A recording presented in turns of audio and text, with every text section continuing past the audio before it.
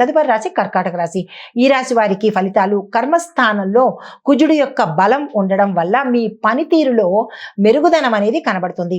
కుటుంబ సమ్మేళనం ఉంది. ఆధ్యాత్మిక దృష్టి కూడా ఈ రోజు మీకు పెరిగేందుకు అవకాశం ఉంది. పరిహారంగా చంద్రదేవుడికి పాలను సమర్పించినట్టయితే కనుక మంచి జరిగే అవకాశం ఉంది. పాలతో అభిషేకాన్ని చేయండి. పాలతో అభిషేకం చంద్రుడికి ఎలా చేస్తాము అన్న సందేహం రావచ్చు. వెండి చంద్రుడి ప్రతిమను తీసుకుని వెండి గ్లాసులో కానీ వెండి గిన్నెలో కానీ పెట్టి అప్పుడు మీరు అభిషేకం చేసినట్టయితే కనుక మంచి జరిగే అవకాశం ఉంది. మీకు కలిసి వచ్చే రంగు తెలుపు రంగు. తదుపరి రాశి సింహరాశి. ఈ రాశి వారికి ఆత్మవిశ్వాసం పెరగడంతో పాటు ఉద్యోగంలో గుర్తింపు, ప్రేమ జీవితంలో కొంత పురోగతి అనేది కనబడుతుంది.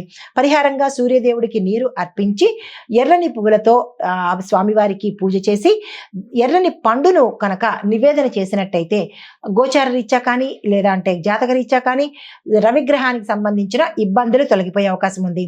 అయితే ఆదిత్య హృదయం అనే స్తోత్రాన్ని ఒక్కసారైనా వినడం కానీ చదవడం కానీ చేసే ప్రయత్నం చేసుకోండి. కలిసి వచ్చే రంగు బంగారు రంగు, పసుపు రంగు. తదుపరి రాశి కన్యారాశి. ఈ రాశి వారికి శుక్రుడు మీ రాశిలోనే ఉన్నందువల్ల మీలో ఆకర్షణ, మీరు ఏ పని తలపెట్టినా సక్సెస్ అవ్వడము, మీ మాట తీరుతో ఎదుటి వాళ్ళని చాకచక్యంగా పనులు చేయించుకునే స్థితి ఈ రోజు మీకు కనబడుతోంది. బంధువుల సహాయ సహకారాలు ఈ రోజు మీకు అందుబాటులోకి వస్తాయి.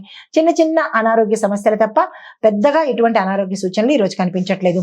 పరిహారంగా మహాలక్ష్మి అష్టోత్తర జపాన్ని చేసుకోవడంతో పాటు పచ్చ రంగు వస్త్రాన్ని ధరించి ఏ పని చేసుకున్నా సక్సెస్ అయ్యే అవకాశం ఉంది.